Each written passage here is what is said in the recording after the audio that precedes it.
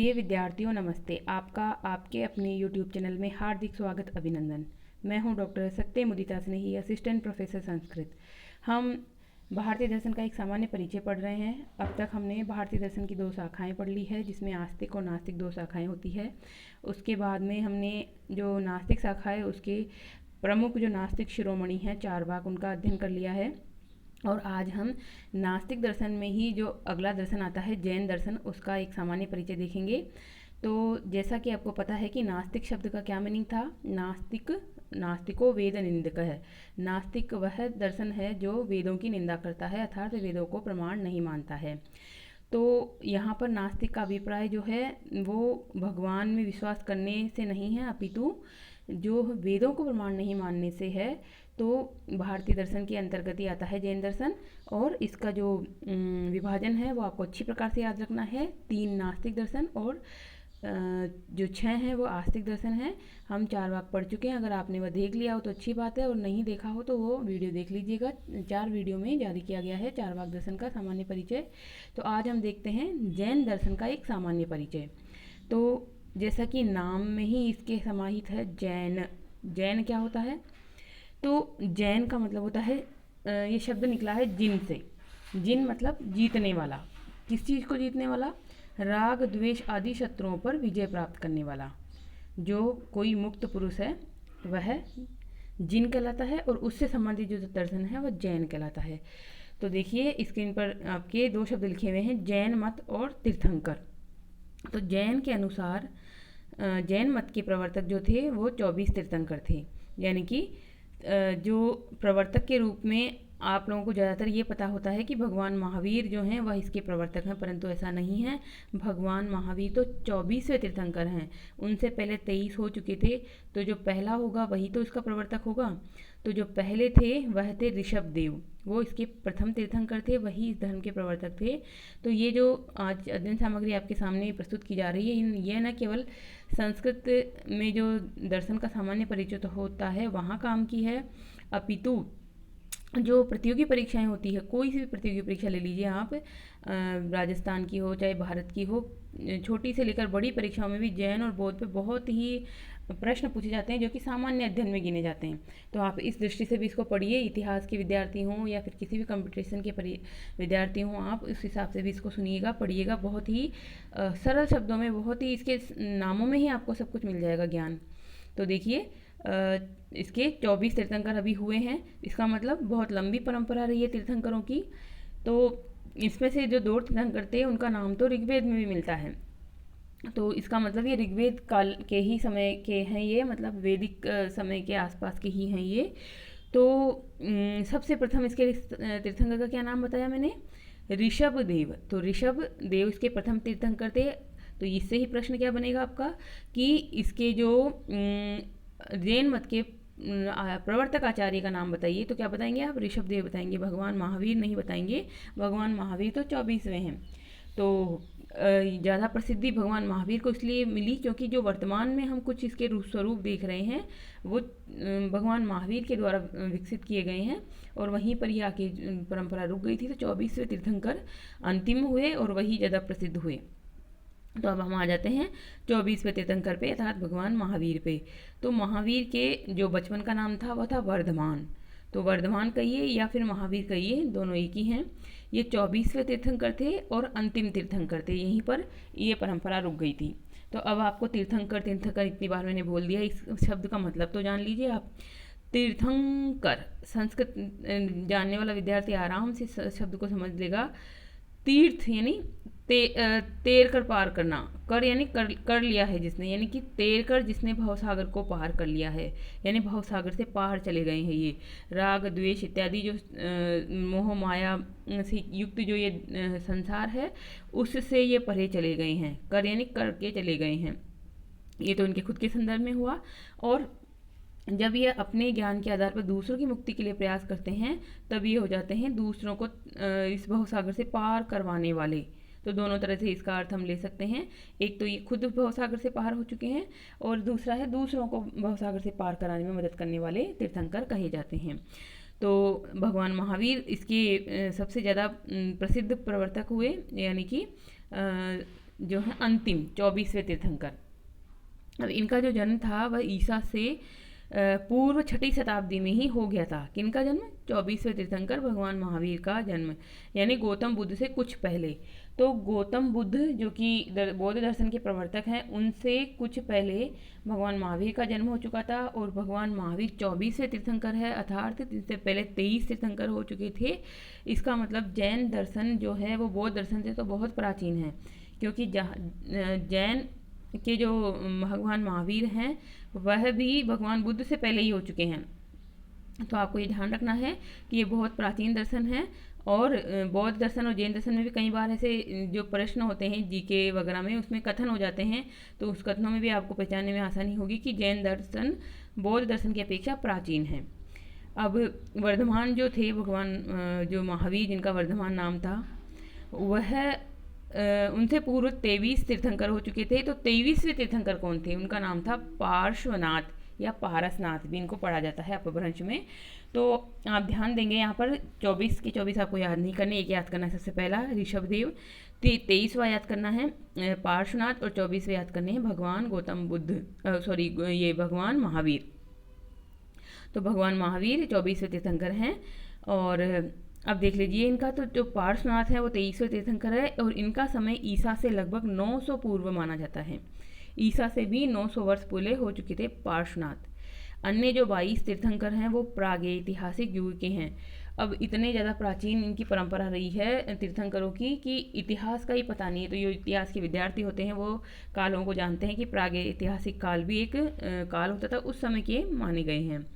तीर्थंकरों को जिन भी कहा जाता है। अब देख लीजिए ये शब्द आप कहा गया जो मैं समझा रही थी आपको, जैन दर्शन का मतलब है जिन से जो संबंधित दर्शन है वह। तो जिन क्या है? जिन शब्द का शाब्दिक अर्थ होता है विजेता या जीतने वाला। तीर्थंकरों को जिन नाम इसलिए दिया गया है क्योंकि इन्होंने राग द्वेष को जीतकर निर्वाण प्राप्त किया है। राग द्वेष को जीत लिया है। तो कई बार आपने सुना होगा कि राग द्वेष लोभ मोह मद मात्सर्य, ये जो हमारे आंतरिक शत्रु हैं उन पर जीत हासिल करनी चाहिए। तो ये व्यक्ति हैं, ये बाहरी शत्रु तो इनके कोई होते ही नहीं है, ये आंतरिक शत्रुओं को जीत लेते हैं अपनी। तो आंतरिक शत्रुओं को जीत कर भवसागर से पार हो जाने वाले जैन मत के जो अनुयायी है तीर्थंकर। तो तीर्थंकर और जैन मत, ये शब्द आपको समझ में आ गए होंगे, अच्छी प्रकार से याद हो जाएंगे। इस एक पैराग्राफ में ही आपके प्रश्न 5-6 प्रश्न बन चुके हैं आपके अब तक, तो ये ध्यान रखिएगा आप। अब आते हैं हम तीर्थंकरों का स्थान। तो ये तीर्थंकर आखिर इतना महत्वपूर्ण क्यों है जैन दर्शन में? तो देखिए जैन दर्शन चूँकि नास्तिक दर्शन है, तो मैंने आपको बताया कि नास्तिक को वेद निंदक है, तो वेद निंदक है। और दूसरा एक नास्तिक का अर्थ जो सामान्य बोलचाल में लिया जाता है वह है कि नास्तिक वह व्यक्ति जो ईश्वर को नहीं मानता। तो जैन दर्शन पे भी ये बात घटित हो जाएगी कि जैन दर्शन भी ईश्वर को नहीं मानते हैं। फिर तीर्थंकर हैं यहाँ पर, तो तीर्थंकरों की उपासना ही ये करते हैं ईश्वर के रूप में। आपने अभी भी देखे होंगे कि जैन दर्शन के जो जैन धर्म के जो मंदिर होते हैं वहाँ पर भगवान महावीर की मूर्ति लगी होती है, और अन्य तीर्थंकरों की भी, कहीं पार्श्वनाथ की लगी होती है, कहीं नेमिनाथ की लगी होती है। बहुत सारे जिनके तीर्थंकर हुए हैं वह राजस्थान में तो इसके बहुत ज़्यादा प्रसिद्ध इसके मंदिर रहे हैं अलग अलग जगह। तो तीर्थंकरों को ये मानते हैं और तीर्थंकरों को ईश्वर के रूप में पूजते हैं। तो जैन जो है तीर्थंकरों अर्थात जैन मतों के प्रवर्तकों की ही उपासना करते हैं। तीर्थंकर मुक्त पुरुष होते हैं, एक तरह से मुक्त हो गए हैं वो। मोक्ष पाने के पूर्व ये भी बंधन में थे, सांसारिक व्यक्ति ही थे ये तीर्थंकर जो भी हुए हैं। एक तरह से हम जो कहते हैं कि जैसे हिंदू धर्म में जो अवतारवाद होता है उस तरह से है, ये मनुष्य रूप में ही जन्म लिया और फिर वो अपने कर्मों से मुक्त होकर तीर्थंकर कहलाए और केवली हो जाते हैं, केवल ज्ञान इनको प्राप्त होता है। तो मोक्ष पाने से पहले ये भी बंधन में थे, किंतु साधना के द्वारा ये मुक्त हो गए हैं, सिद्ध हो गए हैं, ये सर्वज्ञ हैं। ये ज्ञान के हम इसके भेदों में पढ़ेंगे तो हम जानेंगे कि इनको केवल ज्ञान होता है। केवल ज्ञान मतलब ज्ञान मात्र ही बसता है और कुछ नहीं बसता। इसी प्रकार से ये सर्वशक्तिमान है और आनंदमय स्वरूप हैं, आनंद से युक्त हैं। तो ये ईश्वर के जो जो गुण हम पढ़ते हैं सामान्य हिंदू धर्म में, वह सारे गुण तीर्थंकरों पर ही घटित हो जाते हैं। जैनों का ये विश्वास है कि बंधनग्रस्त सभी जीव जिनों के दिखलाए मार्ग पर चलकर खुद भी मुक्त हो सकते हैं, चल सकते हैं और उन्हीं की तरह पूर्ण ज्ञान, पूर्ण शक्ति और पूर्ण आनंद से प्राप्त हो सकते हैं, प्राप्त कर सकते हैं। तो जैसे मैंने बताया, तीर्थंकर शब्द का मतलब दो तरह से लिया जा सकता है। जो खुद भवसागर से तैर कर पार हो चुका है वह तर चुका है जो, और जो दूसरों व्यक्तियों को भवसागर को तैर कर पार कराने में मदद करता है, सहायक होता है वह। तो यहाँ पर यही कहना चाह रहे हैं कि जो तीर्थंकरों ने जो मार्ग खुद अनुसरण किया, उसी मार्ग पर उनके अनुसार बताए हुए मार्ग पर कोई चलेगा तो वह व्यक्ति भी उन्हीं के समान पूर्ण ज्ञान, पूर्ण शक्ति और पूर्ण आनंद को प्राप्त कर लेगा। जैन मत का यह आशावाद प्रत्येक जो जैन मत में जो व्यक्ति है, मानने वाले अनुयायी है, उसमें आत्मविश्वास का संचार करता है। अर्थात कोई भी जो दर्शन हो चाहे धर्म हो, वो व्यक्ति क्या करता है, क्यों लेता है उसका आसरा धर्म का या दर्शन का, कि वो अपने दुखों से मुक्ति पाना चाहता है, अपने आप को खुश रखना चाहता है, अपने आप को आनंदपूर्ण रखना चाहता है। तो यहाँ पर जब जैन मत के जो तीर्थंकर हैं वह खुद मुक्त होने के बाद दूसरों के लिए प्रयास करते हैं, तो दूसरे व्यक्ति स्वाभाविक रूप से उनको पूजने के लिए, उनको ईश्वर का स्थान देने के लिए प्रेरित होते हैं। तो यहाँ पर ईश्वर का स्थान दिया गया तीर्थंकरों को। तीर्थंकरों के द्वारा यह प्रमाणित हो चुका है कि प्रत्येक जीव अपने वास्तविक स्वरूप का ज्ञान प्राप्त कर सकता है। अतः जैन जो हैं इसे काल्पनिक नहीं मानते हैं। जैन मत में तीर्थंकरों की जो अवधारणा है वो कल्पना मात्र नहीं है, अपितु यह वास्तविक अवधारणा है। और जैन के जो तीर्थंकर है स्वयं मुक्त होने के बाद दूसरों की मुक्ति में प्रयत्न करते हैं। तो इस प्रकार से यह दूसरों के लिए भी एक तरह से ज्ञान देने वाला, एक रास्ता दिखाने वाला दर्शन है।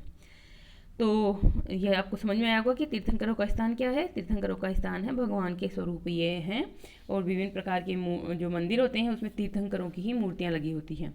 अब देखते हैं जैन दर्शन जो है वो दो संप्रदाय में बटा हुआ है। तो संप्रदाय क्यों बनते हैं?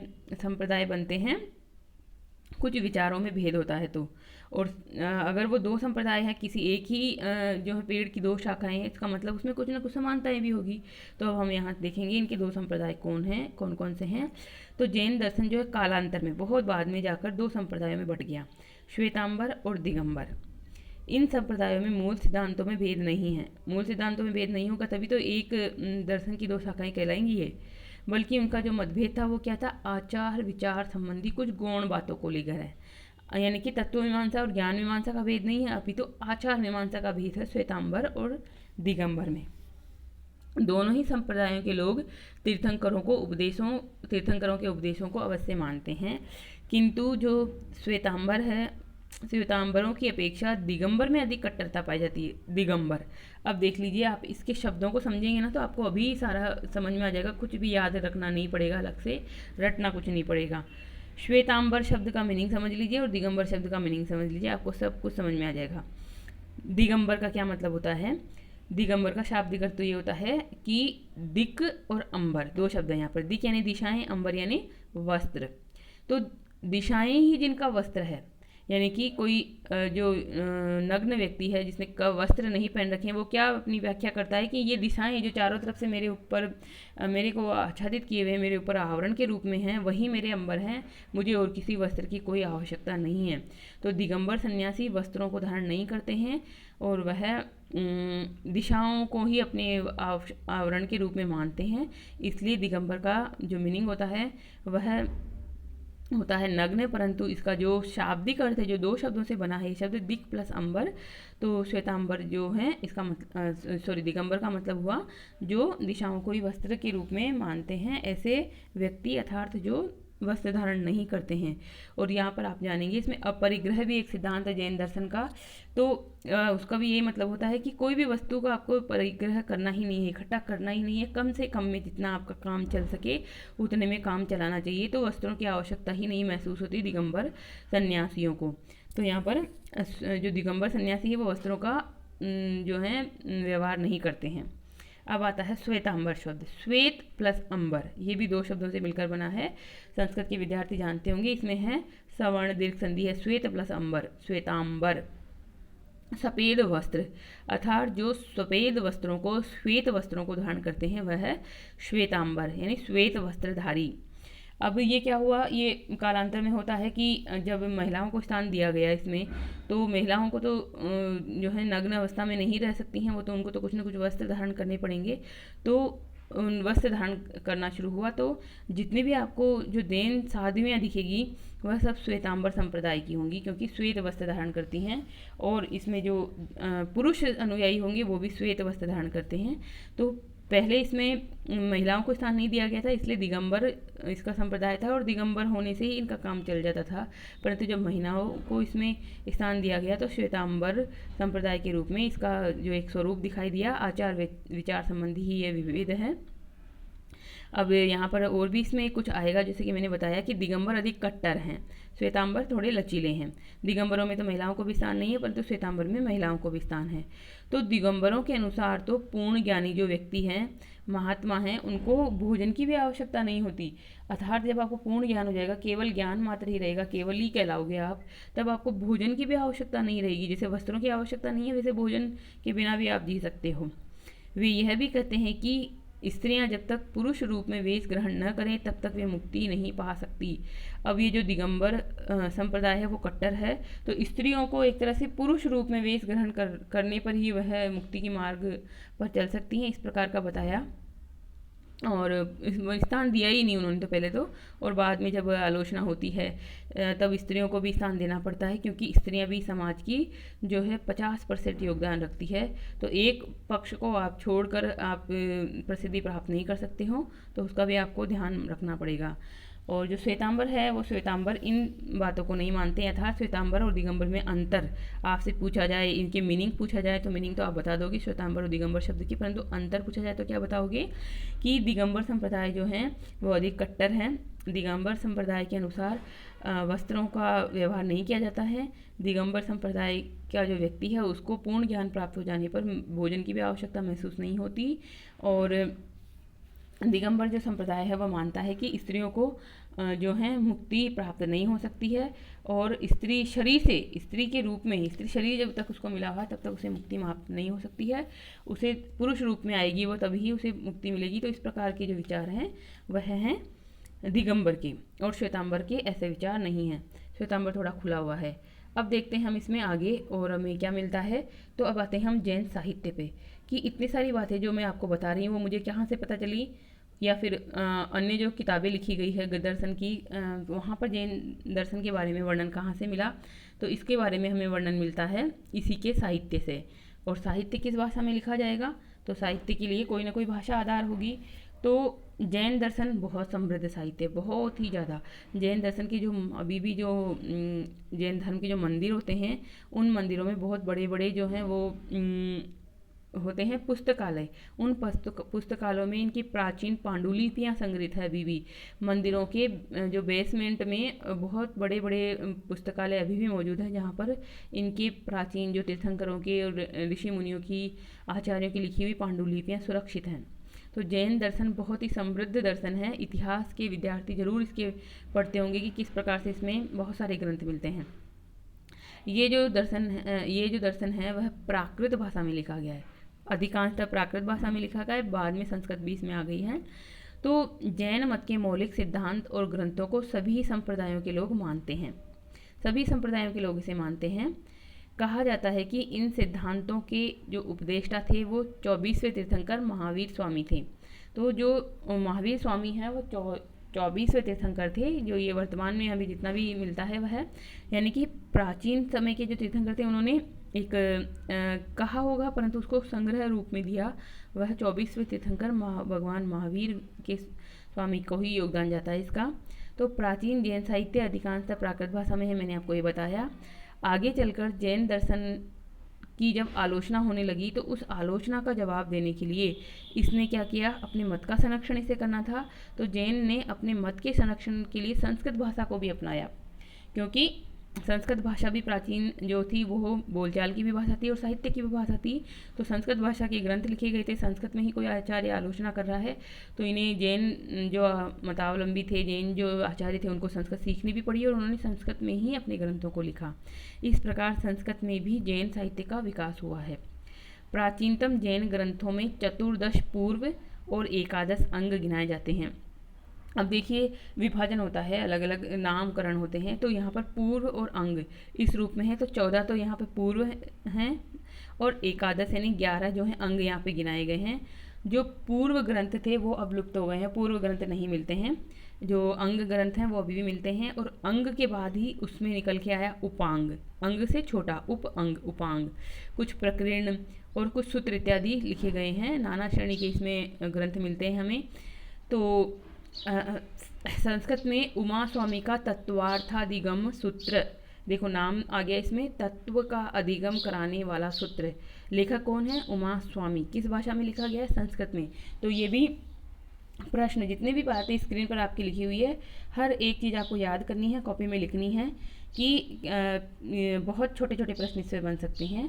उमा स्वामी का तत्वार्थ अधिगम सूत्र है, सिद्धसेन दिवाकर का न्यायावतार है, नेमी चंद्र का द्रव्य संग्रह है, और मल्ली सेन की शादवाद मंजरी है। शादवाद जैन दर्शन का एक बहुत ही प्रसिद्ध सिद्धांत है, हम इसको विस्तार से देखेंगे, आपके कोर्स में भी है ये। शादवाद शब्द का क्या मतलब होता है? शादवाद का मतलब होता है शाद यानी कुछ जो अंशतः कुछ ज्ञान जो कहा जा रहा है वो भी प्रमाणित है, और जो दूसरे व्यक्ति कह रहे हैं उनका भी जो ज्ञान है वो प्रमाणित है। यानी कि संपूर्णतः कोई ज्ञान जो होता है वो संपूर्णता में सही नहीं होता, उसके बहुत सारे पक्ष होते हैं, सापेक्ष होता है ज्ञान, इस तरह से ये कहा जाएगा। ज्ञान मीमांसा संबंधी सिद्धांत है, ये आपको मैं अच्छे से समझाऊंगी। और आगे देखिए, प्रभाकर जो प्रभाचंद्र हैं उनका है प्रमेय कमल मार्तंड। प्रमेय कमल मार्तंड, ये भी इसका दार्शनिक ग्रंथ है। तो इस प्रकार से यहाँ पर हमें मिलता है। ग्रंथों के नाम अवश्य आप ध्यान रखिए। अब देखते हैं हम इसमें जैन दर्शन की रूपरेखा। रूपरेखा मतलब हम पढ़ेंगे क्या इसमें? ये तो सामान्य परिचय दिया है, तो हमें इसकी बहुत सारी चीज़ें पढ़नी है, इसकी तत्व मीमांसा, इसकी ज्ञान मीमांसा, इसकी आचार मीमांसा, सब पढ़नी है हमें। तो जैन दर्शन की रूपरेखा में हम देखेंगे कि जैन दर्शन जो है दार्शनिक दृष्टि से वस्तुवादी तथा बहुसत्तावादी है। वस्तुवादी यानी कि जो वस्तुएं हमें सामने दिख रही है वो सही है, जितने भी द्रव्यों को हम देखते हैं वे सभी सत्य हैं। संसार में दो तरह के द्रव्य होते हैं, जीव द्रव्य और अजीव द्रव्य। जीव अर्थात जिसमें जीवन है, और अजीव अर्थात जिसमें जीवन नहीं है। तो प्रत्येक सजीव द्रव्य में चाहे उसका शरीर किसी भी श्रेणी का क्यों ना हो, जीव अवश्य रहता है। अब वापस इस लाइन पे ध्यान दीजिएगा, यही इसका मूलभूत सिद्धांत है, इसी से अहिंसा का सिद्धांत निकलेगा। प्रत्येक सजीव द्रव्य में चाहे उसका शरीर किसी भी श्रेणी का क्यों ना हो, जीव अवश्य रहता है। यानी कि जो चींटी है उसमें भी जीव है, जो पेड़ है उसमें भी जीव है, जो मनुष्य है उसमें भी जीव है, जो हाथी है, जो कुत्ता है, जो किसी भी प्रकार का सजीव द्रव्य है, उसका शरीर कैसा भी हो, शरीर से कोई फर्क नहीं पड़ेगा, उसमें जीव अवश्य रहता है। इसीलिए जैन अहिंसा सिद्धांत को बहुत अधिक महत्व देते हैं। तो आपने देखा होगा जैन दर्शन के जो आचार्य होते हैं हाथ में मोर पंख का एक लिए रहते हैं, बनाया हुआ गुच्छा झाड़ू जैसा कुछ, उसको वो अपने हाथ में लेते हैं, और वो जो चलते हैं तो उसको आगे अपने कदम जहाँ रखते हैं उसको वहाँ से बुहारते हुए चलते हैं, वहाँ से झाड़ू फेरते हुए चलते हैं, ताकि उनके पैरों के नीचे आकर कोई चींटी, कोई छोटा तुच्छ जो जीव है वो मर ना जाए। और वो जब बैठते हैं जिस जगह पे, वहाँ पर भी उसे मोर पंख के झाड़ू रूपी जो उनका एक हाथ में होता है, उससे वह उस जगह को साफ करके फिर बैठते हैं, क्योंकि उनके बैठने से कोई कीड़ा मकोड़ा, कोई जीव जंतु मर ना जाए। तो प्रत्येक शरीर में, प्रत्येक सजीव द्रव्य में ये जीव मानते हैं, इसलिए इनका अहिंसा सिद्धांत भी इसी चीज़ पर टिका हुआ है। और जो अजीव द्रव्य वे हैं वो भी हम देखेंगे कि किस प्रकार से अजीव द्रव्य भी यहाँ पे गिनाए गए हैं। जैन मत जो हैं वो अन्य सभी दर्शनों के प्रति समादर का भाव रखते हैं, अन्य मतों को भी वह आदर देते हैं, समान आदर देते हैं। समादर यानी समान रूप से आदर देते हैं। इसका कारण है इनका अनेकांतवाद तथा स्यादवाद का सिद्धांत। तो स्यादवाद जैसा कि मैंने आपको ऊपर समझाया अभी, और इसी का दूसरा एक पक्ष होता है अनेकांतवाद। अनेकांतवाद और स्यादवाद एक तरह से एक ही सिक्के के दो पहलू होते हैं। अनेकांतवाद जो है वो तत्व मीमांसा संबंधी सिद्धांत है, और स्यादवाद ज्ञान मीमांसा संबंधी सिद्धांत है। अनेकांत शब्द का मतलब होता है अनेक अंत वाली है वस्तुएं अनेक प्रकार की हैं और अनेक ही गुण धर्मों वाली हैं, तो यह अनेकांतवाद हो जाता है। अनेकांतवाद के अनुसार किसी भी वस्तु में अनेक प्रकार के धर्म पाए जाते हैं, अनेक प्रकार की विशेषताएं होती है उसकी। स्यादवाद के अनुसार कोई भी विचार निरपेक्ष सत्य नहीं हो सकता। जो अभी मैंने जैसे बताया ज्ञान मीमांसा संबंधी सिद्धांत स्यादवाद है, तो स्यादवाद के अनुसार कोई भी विचार निरपेक्ष सत्य नहीं हो सकता, यानी कि सत्य सापेक्ष ही होता है।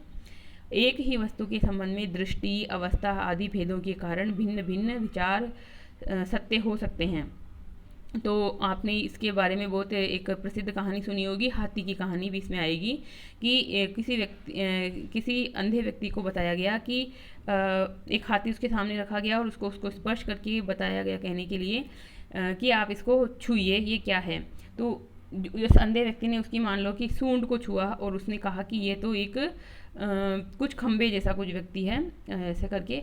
और उसी में अगर बहुत सारे अंधे व्यक्ति हों वहाँ पर और उन सबको हाथी का बहुत अलग अलग हिस्सों को छूने के लिए कहा जाए और उसको उतने कोई छूकर कहे तो कोई उसकी पूँछ को छुएगा, कोई उसके पैर को छुएगा, कोई उसकी सूंड को छुएगा। तो जो पूँछ को छुएगा वो कहेगा कि ये तो झाड़ू जैसा कोई चीज़ है। तो इस प्रकार से इसमें क्या हुआ कि वो झूठ नहीं बोल रहे हैं, परंतु वो सापेक्ष ज्ञान है, वो एक पक्ष को, वो एक हिस्से को ही देख पा रहे हैं, एक हिस्से को स्पर्श कर पा रहे हैं, इसलिए उन्होंने उतना ही बताया। तो जो इसी प्रकार से वस्तुएं होती है वो भी अनेक अवस्थाओं वाली होती है, अनेक गुणधर्मों वाली होती है, और सारा जो ज्ञान होता है वो निरपेक्ष नहीं होता है, निरपेक्ष सत्य नहीं होता है, अपितु सापेक्ष सत्य होता है। तो इस प्रकार से इसका जो एक बहुत प्रसिद्ध जो साधवाद और अनेकांतवाद का ये तत्व है, ये हम देखेंगे विस्तार से। अब इसमें जो और भी ज्ञान मीमांसा से संबंधित बातें आएगी, ज्ञान वगैरह के बारे में यहाँ पे कहा जाएगा, तो वो हम कल देखते हैं। आज हम इसको यहीं विराम देते हैं। कल हम इसके विचार मीमांसा किस चीज़ पे करेंगे विचार, हम इस पर कल हम इस करेंगे कि इसके ज्ञान कितने हैं, ज्ञान किसे कहते हैं, ज्ञान के भेद क्या हैं, अर्थात इसकी ज्ञान मीमांसा हम पढ़ेंगे। प्रमाणों के ऊपर विचार करेंगे कि कितने प्रमाण मानता है, जो प्रत्यक्ष प्रमाण, अनुमान प्रमाण, इसमें से किस किस को मानता है, क्या नाम देता है। तो यहाँ पर आपको बहुत नई नई थोड़े जानने को मिलेगी। परोक्ष और अपरोक्ष रूप में ये भी ज्ञान के दो भेद मानता है, और उस प्रकार से यह विस्तार से हम इसको कल पढ़ेंगे। आज यहीं पर इसको विराम देते हैं। आप चैनल पर पहली बार आए हैं और चैनल को अगर सब्सक्राइब नहीं किया है तो सब्सक्राइब कर लीजिए, बेल आइकन को दबाकर ऑल शब्द पर क्लिक कर लीजिए, ताकि इस चैनल पर डाले जाने वाले सभी वीडियो के नोटिफिकेशन आपको तुरंत मिल जाएँ और किसी भी वीडियो से आप वंचित ना रहें। आपको वीडियो ज़रूर अच्छे लग रहे होंगे तो आप इसको लाइक करें, ज़्यादा से ज़्यादा अन्य मित्रों तक, अन्य आपके साथियों तक भी पहुंचाएं इसको, यानी कि ज़्यादा से ज़्यादा इसको शेयर और फॉरवर्ड करें। और किसी भी तरह का आपको कोई सुझाव हो तो कमेंट बॉक्स में अवश्य लिखें। तो आज हम इसको यहीं विराम देते हैं, कल फिर मिलेंगे इसके अगले भाग के साथ। तब तक के लिए खुश रहिए, स्वस्थ रहिए, पढ़ते रहिए। बहुत बहुत धन्यवाद, बहुत बहुत आभार। कल फिर मिलेंगे इसके अगले भाग के साथ।